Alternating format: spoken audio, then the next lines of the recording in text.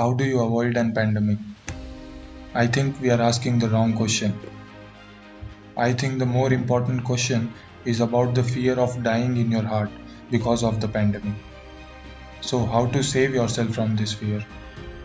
Because it is very easy to avoid virus, but it is very difficult to avoid the fear that is present within you and the world. People will die more because of this fear than because of the pandemic. There is no virus in this world which is more dangerous than fear. Understand this fear, otherwise, you'll become an alive dead body before your body will die. It has nothing to do with the virus. The frightening atmosphere you're watching right now is a collective madness which is always decreasing after some time. The reasons keep changing, but this kind of collective madness keeps on being revealed from time to time. Many people either get help or they die. It has been 1,000 times before and it will continue to happen. And will continue unless you will understand the psychology of the crowd and fear. Stop enjoying the juiciness of fear. Usually, every human being enjoys a fear a little bit.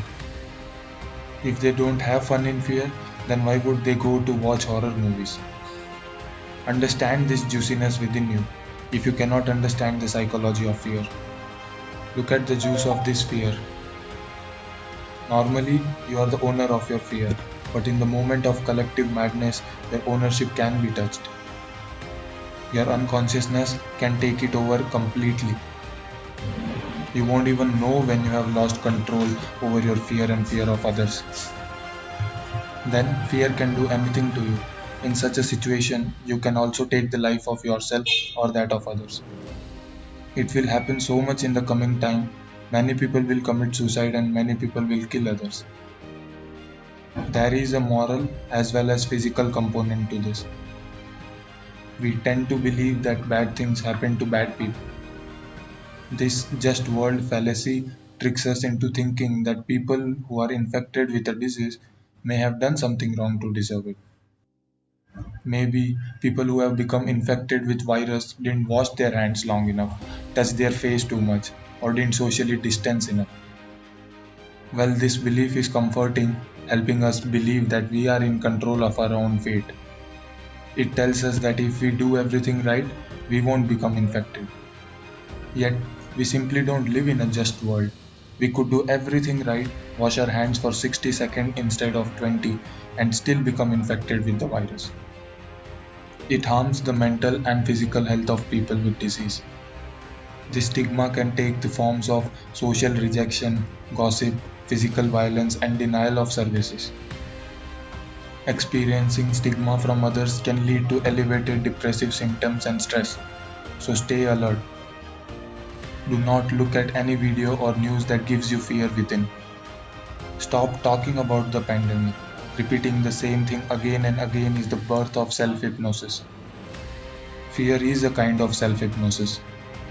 This idea will cause chemical changes in the body.